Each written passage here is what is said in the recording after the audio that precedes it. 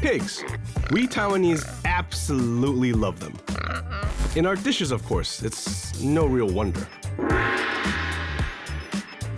A key reason why pork remains central to Taiwanese food is until the 1950s, it was still very common in the countryside for a family to raise a pig just on scraps, so they didn't actually have to invest any money in raising this pig. As always, since Taiwan began as a really poor backwater island, everything is done out of necessity, even the way we cook pork. I wouldn't think stir fry is a lot because you need oil. Oil is probably quite expensive. That's right. So everything sort of goes to an economical slow boil. And then you pair it up with a few major but pretty unique forms of Taiwanese seasoning. Traditionally, Taiwanese soy sauce is a little different. Japanese style has a little bit more wheat, typically. Chinese styles can run the gamut. But in Taiwan, the soy sauce is traditionally made with a black soybean and typically no wheat. You put these elements together and you get one of Taiwan's best-loved dishes, the lu rou fan, or raised pork rice. A once humble dish that has taken on a real life of its own.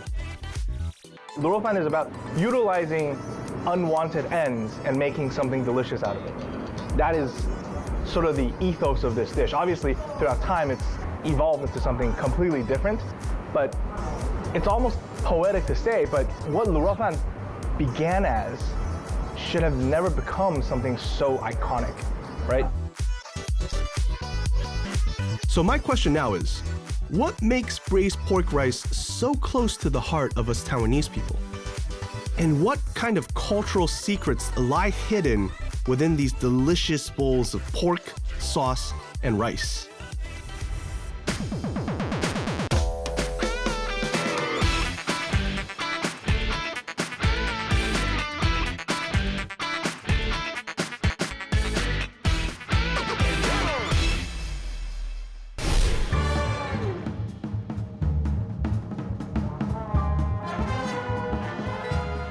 My name is Eric Z, and I've been cooking my own brand of Taiwanese cuisine in New York for a few years now. I take the iconic taste of the streets I enjoyed growing up in Taiwan and spin them into something familiar yet exciting for the folks here. They include the lu rou fan, or braised pork rice. The dish itself shows how we actually utilize pork in a slightly different way. There's quite a lot of pork used in Taiwanese cuisine as a condiment rather than as a protein. So a classic Taiwanese dish, of course, being white rice with diced, slightly fatty pork in it. I would say the presence of that kind of pork, it's called pork gravy, but it's not gravy in the Western sense. And the uniqueness of our braised pork rice doesn't just end there. Even the rice we use for it comes with its little bit of history. So I really want to dig deeper and unpack the details that make lu rou fan so precious to us Taiwanese.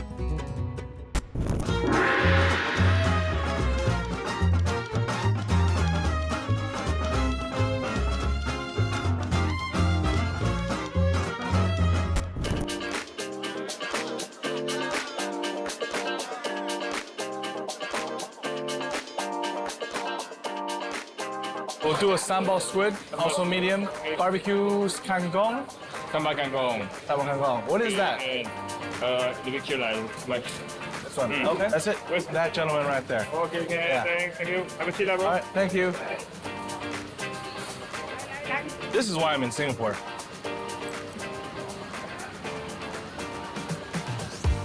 It's banana leaf, right? Okay, let's see. But it's not like a fish cake. Coconut milk?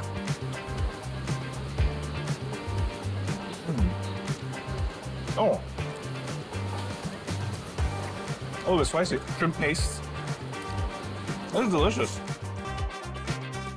I'm gonna go out on a limb and say this is like a fusion dish. This is a perfect example because the combination of vermicelli and wheat noodles reduced into a prawn broth. So this is oyster omelet, so not a lot of starch. Obviously not drenched in sauce either. Not it's almost spongy like a rice cake, right? It's not gooey, so it's a lot more starch than the Taiwanese version. I wouldn't call it oyster omelet. It's like a oyster rice flour pancake. Before you get confused about why I'm stuffing my face in humid hot Singapore when this episode is all about Lu Rou Fan, I just want to say it's all research, man. Because the local flavors on this island city are pretty damn heavy. Much more of an in-your-face kind of palate compared to the Taiwanese one. And yet, I've discovered that there is a popular restaurant here that's built around our Lu Rou Fan. And the owners, they're not even Taiwanese. So I'm curious as to how a bunch of cooks raised on such strong flavors take on a Taiwanese classic.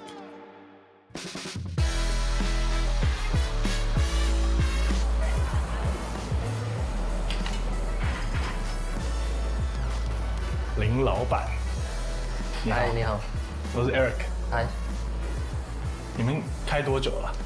这边有4店了吧？所以你有这一间店，然后你还有另外一间，对，然后另外一间是刚开，去年开。对，去年开。我们看一下你的 kitchen。可以。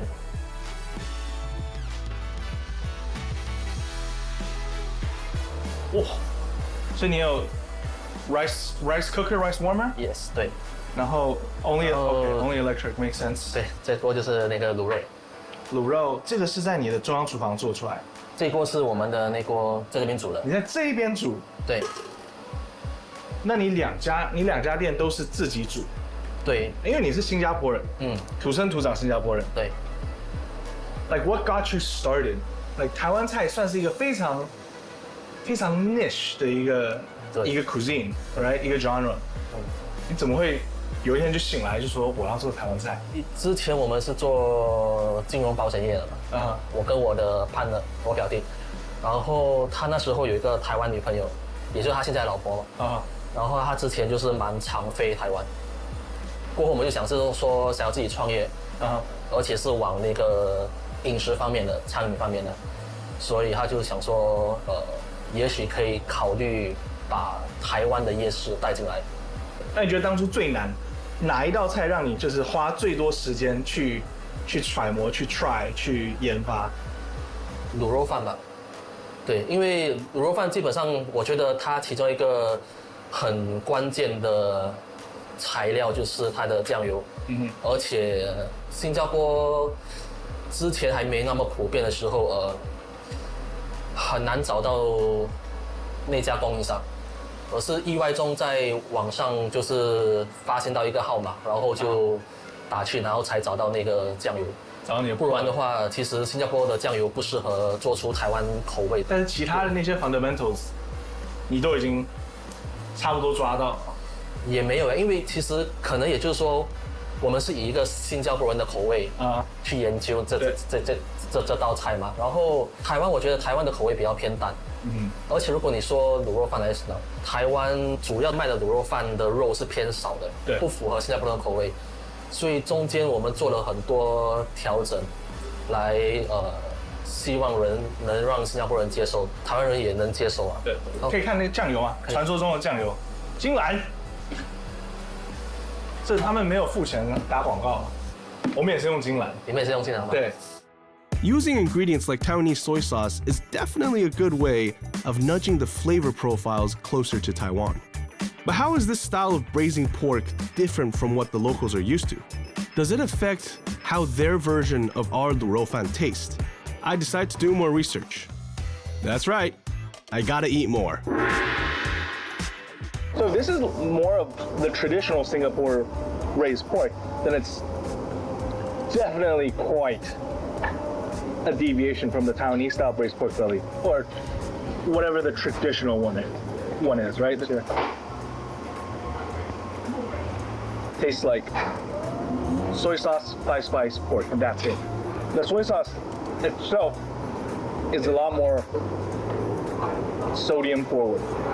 There's a beauty in that because it helps bring out the unctuousness of the pork, traditional sense of braised pork belly. In Taiwan, it's sweet. It's got a bunch of different spices. But in Taiwan, the soy sauce, because it's the general preference of the island, it's a little bit less salty.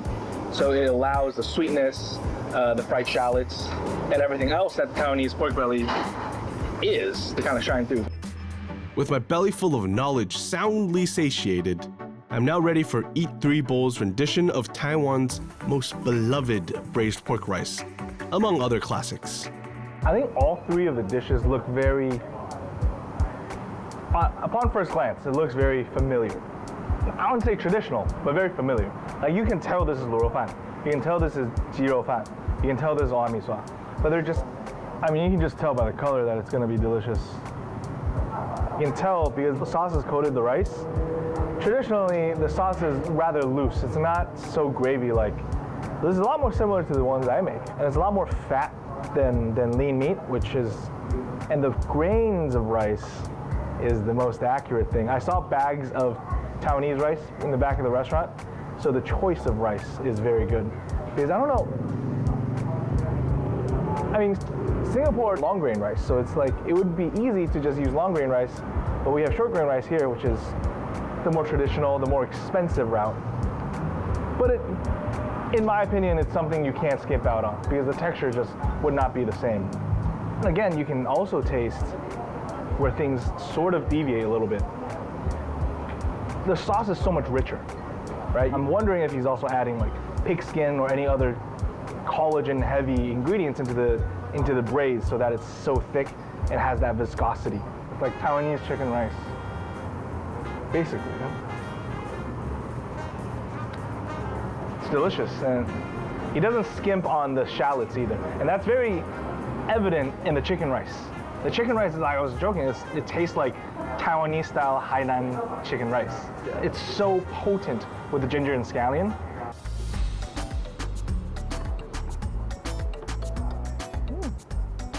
The Owa Mi Sua, well, Owa and Da Chang, so it's like, he's got best of both worlds. It looks exactly like what you would find on the streets of Taiwan. From the limited knowledge I have of a Singaporean palate, all the changes make sense. It's very heavily influenced by the local palate. For example, this Owa Mi Sua dish, it has less of the smoky bonito flavor that the Taiwanese people love. And a lot more of that straightforward, soy sauce heavy, and almost large in a sense.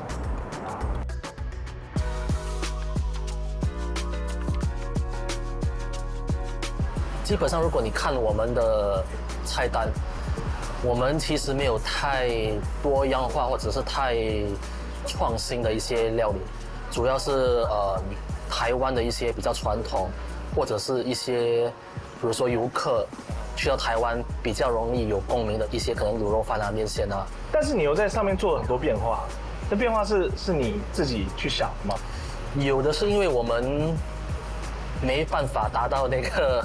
台湾的那个我们想要达到的那个味道或者是口味，所以只能用自己的方式去做些调整，然后尽量达到类似的一些，就是说味觉上的一些效果。I'm actually very curious about Eat Three Bowls' method of braising pork. I get a pretty exclusive invite into the kitchen, and the only catch is, it's frickin' early in the morning.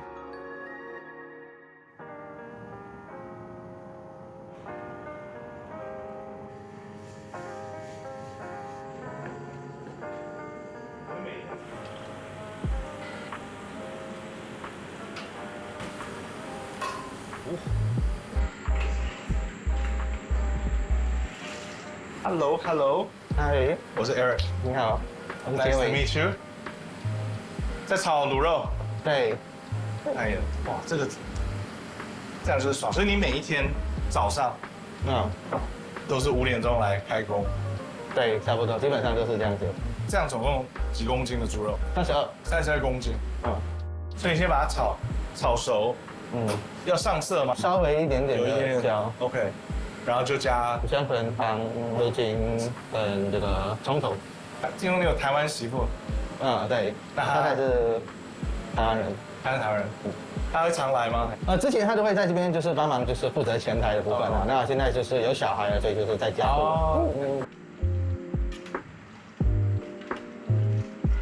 所以你们在台湾去研究的时候，你有进任何人的厨房吗？没有哎，所以就是吃。对，然后慢慢一点一点揣摩去研究它。那时候我回来新加坡，我觉得做不出那个味道啊，而且有认识就是一些台湾的朋友嘛，然后我就问他说，你们那边比较有名的酱油是什么，或者是比较普遍的酱油是什么？所以那时候我就过去的时候我就带了一瓶回来，就是试做，就是关键就在于那个酱油。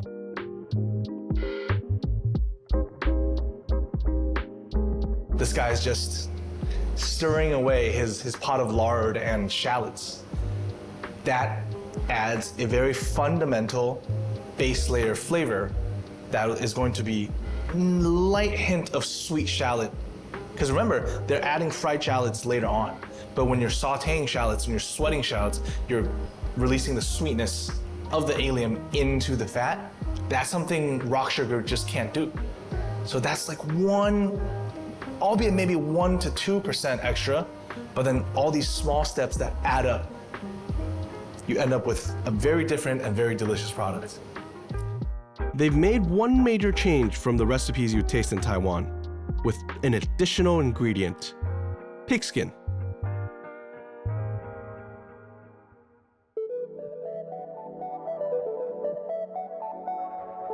The Taiwanese one is always a little bit looser.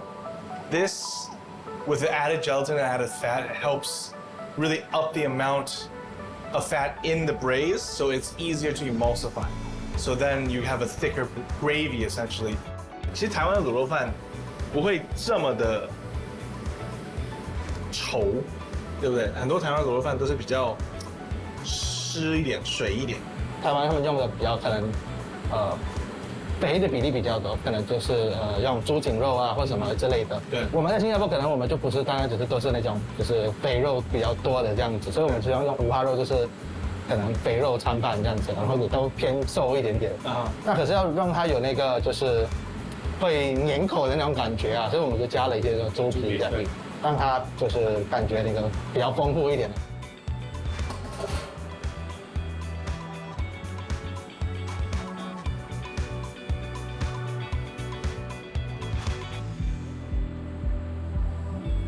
Beauty of Taiwanese food is it may look very easy on the surface, but there's so much you can do in the bottom to truly improve it.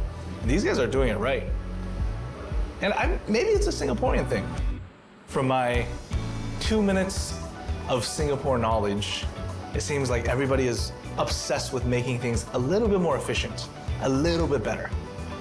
Just adding a few more steps that will yield a grander result. I have nothing but respect for these guys. I think it's always interesting when other people take a crack at some of Taiwan's best loved dishes. I do feel a sense of pride that these guys spend so much effort trying to get our flavor profiles right. It makes me want to head back to get a feel of the things I miss so much from my childhood home. And that's exactly what I'm gonna do. Hey man, the eating thing, it's a pretty big part of my research.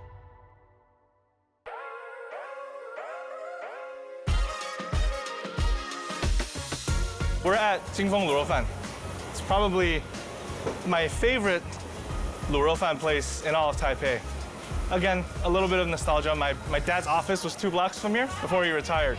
So I grew up eating this. This is my flavor, but one of those places where it's objectively delicious. Pretty conventional in terms of they have 2 compartments for their 卤肉. 1 compartment for the big pieces of fatty braised pork, 1 for tofu, and there's 1 for the egg. And the egg is the only one that is boiling.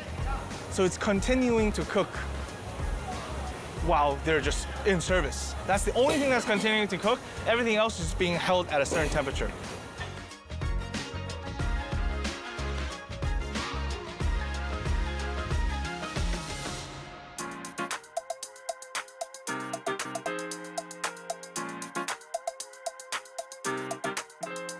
We gotta try it. If we look at it, it's mostly fat, which is, I mean, I think it speaks to the utilitarian nature of 卤肉饭, right?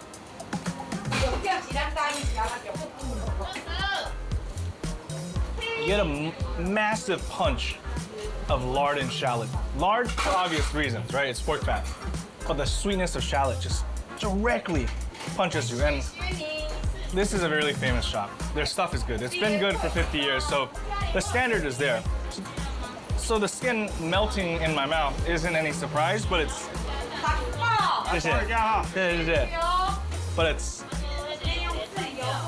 every bit as satisfying as when I first had it. This garnish is a little bit less conventional. I think it's a pickled bitter melon. Normally you get sauteed like mustard greens or bamboo or just cilantro, but this is the texture that is absent in the 卤肉饭. 卤肉饭 is soft, decadent. This is crispy, snappy, as like a textural cleanser. Braised egg. It looks conventional, but it's anything but. Hey, 谢谢谢谢。因为你也很近，他进来就找得到。爸爸。 This is a massive yolk because it's a duck egg. The signature of duck egg is the yolk is big, the yolk is creamy, extra flavorful. And because it's braised for such a long time, it doesn't have that gaminess that some people don't like about duck eggs.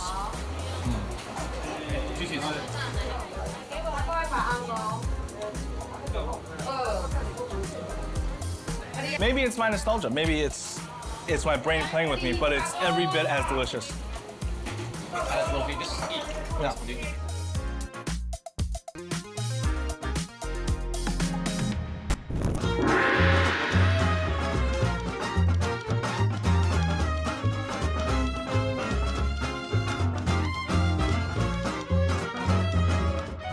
Talking about nostalgia, however, if there's one thing that I've been hinting at with regards of Taiwan's braised pork rice, well, it's the rice. It's not what you would get in places like China or Singapore, and it's partly because of the island's past as a colony of Imperial Japan.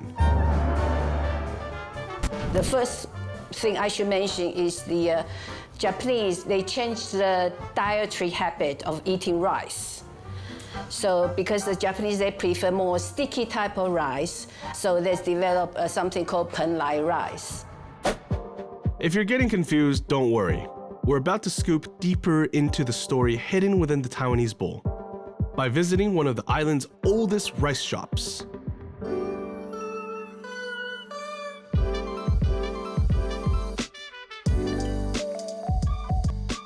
老板娘你好，你好，欢迎你好，欢迎，谢谢。欢迎，哦，你店好漂亮哦。谢谢。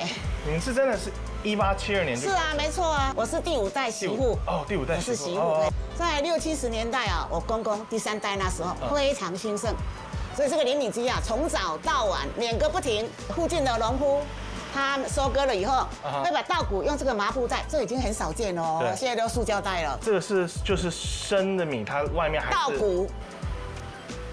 像这个稻谷啊，这样我看就觉得它像糙米。哦，来，这个就是糙米，梗糙米，这糙米，有。这是白米，这2个都是梗，都是同一个稻出来的。对，同一个品种，蓬莱米啦，蓬莱米就是梗。是我们台湾自己的米。这个还有故事哎，我们台湾清末的时候，那个先民从大陆过来的时候是在来米，日治时代。 日本人吃不惯在来米，所以他们就引进他们日本的这个梗稻，就蓬莱米。那来台湾嘛，水土不服嘛，栽种不好嘛，一直到民国10几年吧，才在阳明山的竹子湖啊试种成功。大概是那边的气候跟日本的气候一样啊，所以那时候那个基永吉博士啊，一个日本人啊，在我们台湾对我们台湾贡献很大的，他们就把它命名叫做蓬莱米。 所以再来米日本人吃不惯，吃不惯，因为它比较硬，比较干爽。它是medium grain rice， 它是中型的，不是短的。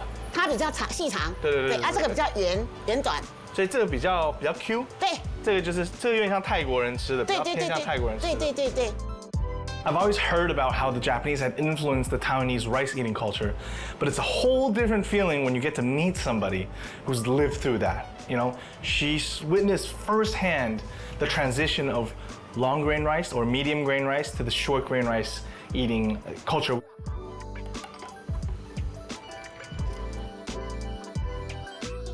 这个机器是台湾制造的吗？还是从别的国家？是我公公请唐山大陆的师傅来做的，来这里制造的。月光米本身刚开始也是日本人的，对，日本的月光米，他们带来的。对，所以我们这个台湾的月光米哈。是台南改良厂研发成功的，是叫台南16号嘛哈，它是母种，就是日本的月光米的母种，然后好像一个妈妈一个爸爸，爸爸是我们台湾的台农71号的样子，这样杂交混血杂交，交配啊产生了这个新的品种。所以我们台湾吃米的习俗还真的就是很偏向日本那边的，对，但是也是加了我们自己的喜好，是。In the 70s and 80s, during the bullish time of the Taiwanese economic boom, everybody had money. Everybody wanted to enjoy the better things in life. And that's when all the scientists put in all their resources into developing new crops. You can't, talking about Taiwanese food and culture, you cannot dismiss the influences of the Japanese and the Chinese. It's like we put them into a pressure cooker, left it on for 90 years, and then took the lid off. Inside is what we have. There's one element of our Lu Rou Fan that is quintessentially Taiwanese: our pork. We are in the middle of Kaohsiung right now, and we're on our way to a pretty famous pig farm. And I'm here to find out exactly what makes Taiwanese pork so much better.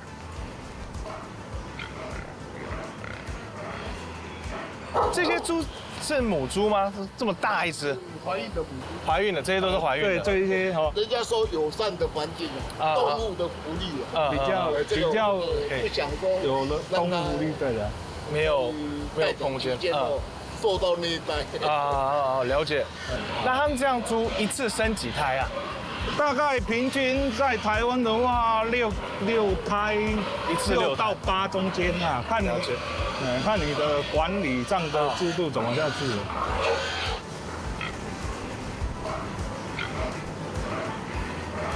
我靠！他一次，他如果没有拿掉的就变公的。其实公的跟母的猪肉上也有差异。就是性别是哪里来的差异？公猪跟母猪的口味上，还是口感上？应该讲口感上但是就是说，因为通常公猪去世以后，就是它的蛋拿掉了解。通常它到，比如说我们同样达到100公斤，通常公的速度可以多半个月，就是少养半个月啦。了解。这个就回到我刚刚讲的，就是你养的速度假如太快的时候，这个就会影响到它的那个猪肉香气。像我们如果有一些品牌猪肉，它都特别强调说它什么熟成期有没有？为什么以前早期的猪肉比较有香气？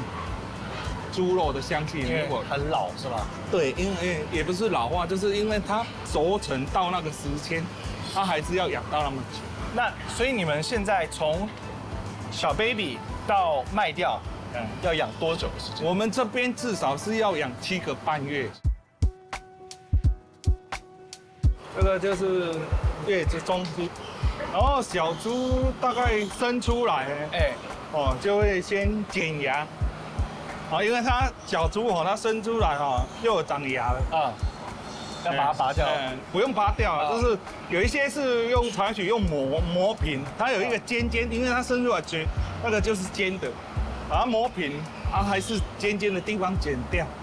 因为它这个牙齿尖的，它去吸那个母奶的时候，有时候咬到那个母猪的乳房它会有伤口，有时候母猪会感染，它的乳汁会坏掉。了解。再来就是说，它咬到母猪的乳房，有时候会痛母猪会躁动，会坐立不安。通常小猪的最大致死原因就是被母猪压死。了解。到底会不会就是因为台湾的猪是自己杀自己吃，所以呢新鲜度就是会可能比国外的还要好？这个讲起来就很广泛但是也是有这个原因，因为有一些猪，因为通常这些屠宰场专业屠宰场，他杀的猪不是当天，然后分切的时候，它要在包装啊、配送有的什么，像你说的国外猪都要配送很远的地方啊。那这个中间呢，你只要就是等于是说，你猪如果我们说吃很老啊，一定会比那个杀了一阵子的会更好嘛，然后冷藏的更好，它冷藏的一定又会比冷冻的更好，大概是这样。I think it's the freshness. That's the only thing that really makes sense. Taiwanese don't export fresh pork. Therefore, most of the pork produced is consumed within the island. It's like probably slaughtered within the week. And obviously the diet, the humane ways that, they treat the pigs, but even still, right? The feed is the same, the lot is the same. It's not even like a crazy amount of space they have. Oh, wow.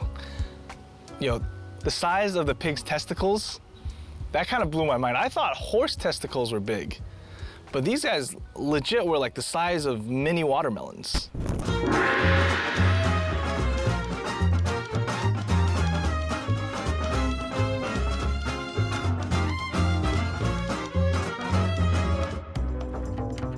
Before we sidetrack, we need to get back to why Taiwan's braised pork rice has such a place on the island's menu. We've seen that the rice we use has a strong Japanese influence. We know that the pigs have been reared on the island for as long as we can remember. But there's one last major ingredient that gives our dish its flavor: soy sauce. I think that soy sauce has become a distinctive thing in Taiwan. Chinese styles can run the gamut. You can certainly have dark and then you have light soy sauce. But in Taiwan, the soy sauce is traditionally made with a black soybean. It has been for like 100 years or more. And people have that like nostalgia for that distinctive taste of like just simple, pure, like black soybean based soy sauce with no wheat added.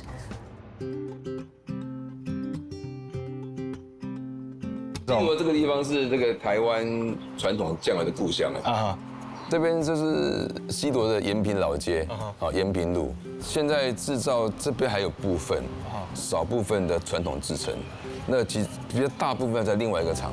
那你们有做外销很多吗？也是有，因为其实你不是都在美国，我们在美国也是有啊，也卖好几十年了。哇塞！对，在美国的一个华人的超市。 这前面以前这边就是一个店面啊，所以客人一进来就会先看到我们这个柜台哦，这个都很有历史的一个台面。这个木头很有历史的台面，这都没有动过，都没动过，都一直在这里。哦，这是你们的另外那个厂刚聊到的那个？不是，这个是一样是西螺厂的后面。OK。哦。 因为这个制成是叫自取，这个自取我们要先看。自取。自取，对。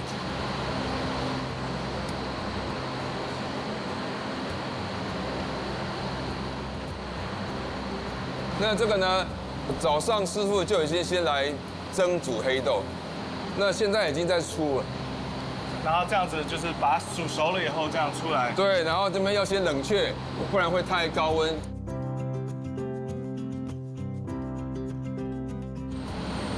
哦，这个已经有煮过了，现在已经是熟了。对，就是这个。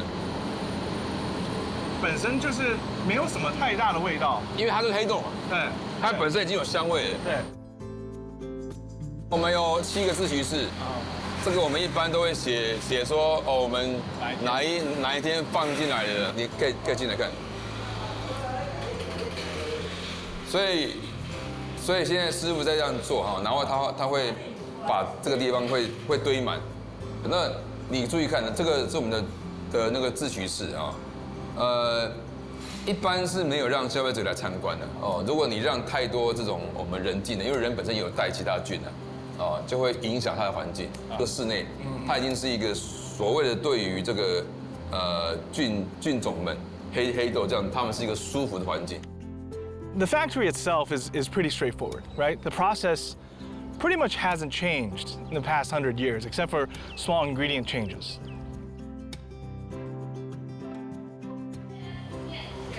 先让你稍微有一点的概念好了。哦，这个你看嘛，刚刚讲的那什么酱油啊，有分黑豆的啦，好，然后有分黄豆啦，黄豆小麦，对不对？哈，刚刚不是讲了哦。所以刚开始从闽南来的时候是黑豆，对。但因为你们经过日治时代日本人的习俗的做法做法，应该是说日本人，因为他们是最早工业化的亚洲的国家，以前是 from China 的 soy sauce，他们也把它也工业化了，也量产化了。了解。所以他们是全世界发明这种量产化酱油的国家，反而是日本。所以后来因为那时候日治时代嘛，所以日本人就把这种的技术也引来台湾。所以当时我们本来就已经做黑豆，后来就是也开了半推半就，就一定要跟政府要合作，所以我们就当时跟日本政府也合作，所以也同时学习到做这种日式豆瓣酱油的技术。 I think the biggest takeaway is about, I think honestly the history, because I didn't know about the blending of cultures, and it's cool to draw these parallels with these ingredients, right? It's just tradition passed down. We had a little bit of Japanese influence, and then we tweaked it, and now we've ended up at a place where our flavors are matching the modern palate.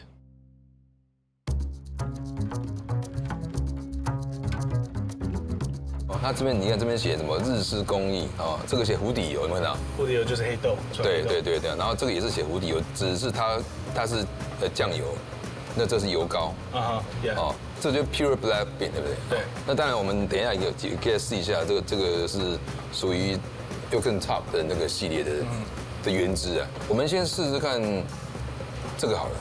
这个。哦。所以这个是日式小麦，这个算是市面上稍微比较常见一点。比较常见的，你试一下，来。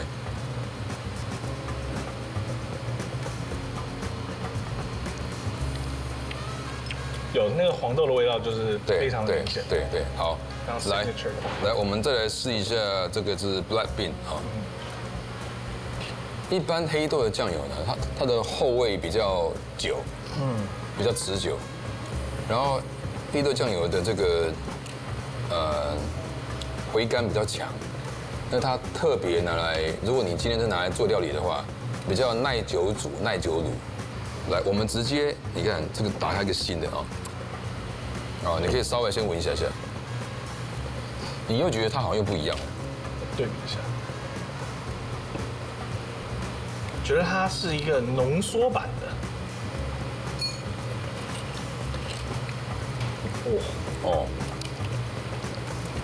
有没有？这是属于是原汁等级的，原汁原味。所以你知道，就是它的直接等于是你从缸里面直接出来，然后你最后再来试一下这个什么叫 mix？ 这是 blended。哎呀 ，blended。对 ，blended whisky。所以这是 single origin。single malt。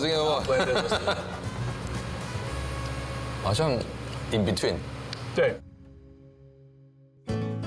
The original, the one that uses the techniques straight from Fujian, 闽南. That one tastes, in my opinion, the purest. Like you can tell, that just has a well-rounded robustness to it that a lot of people kind of might not be used to it, but then there's like a tasteful grace to it. And once you start blending, like adding different things to it, it becomes a little bit more relatable.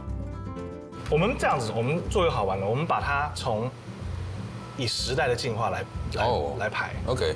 所以酱油膏是在台湾是一开始就有了吗？还是一定是酱油先有嘛？对不对？对，一定是先有酱油。所以酱油应该是比较像是这一种的。这个是第一个。对。我们是把这边排一。对，这是最原始的味道。应该是再来是这个。然后后来就会有像这个样子的东西了。对。然后后来就有油膏吗？这个因为事实上有这个也是有这个的油膏，我今天只是没有拿出来而已。啊 ，OK。然后也有这个的油膏，但是我们油膏就是这个嘛。也可以，对。就是后来科技变的时候，哎，我们来做一个油膏。对。然后日本人来了。对。然后后来又日本跟台湾一起 fusion。对，那当然对，没错。然后后来 fusion 里面也有加油膏这样子。所以这个就变成一个 timeline， 可以这么讲，可以这么讲。这个是最开始闽南式的一个风味，然后最 pure， 然后这只有纯黑豆。那你会不会说，这一个的存在就是酱油变成一个量产化，变成一个 industry 以后才出来的。那个是到后来才带到这里的哦，一个分界点。后来我们在台湾有就是开始引入这种日式比较量产化的工艺，理解。开始做豆麦酱油，黄豆小麦，这种比较量产，因为这边都是手工的嘛。那之后我们既然有这个了，后来也有做这种风味的混搭的，对 ，blended whisky，blended 的 soy sauce。 When we were doing the timeline of the soy sauce, that was so poetic because it was bringing us through the entire modern Taiwanese culinary history. Soy sauce is such a fundamental ingredient in Taiwanese cuisine. And that history represents more than just the seasoning, has so much more meaning behind it. And I think we just need to take a second to appreciate that.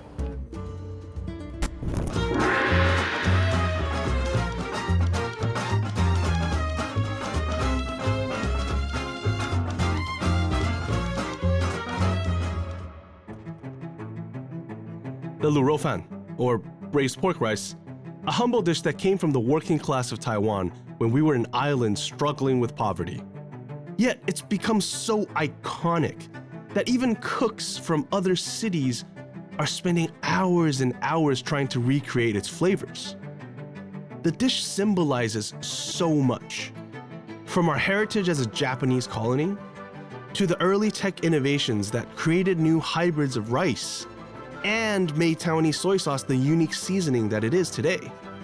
As I always say, man, Taiwanese dishes look so simple on the surface, but if you dig deeper, you get a glimpse of the rich culinary history and traditions that make us who we are.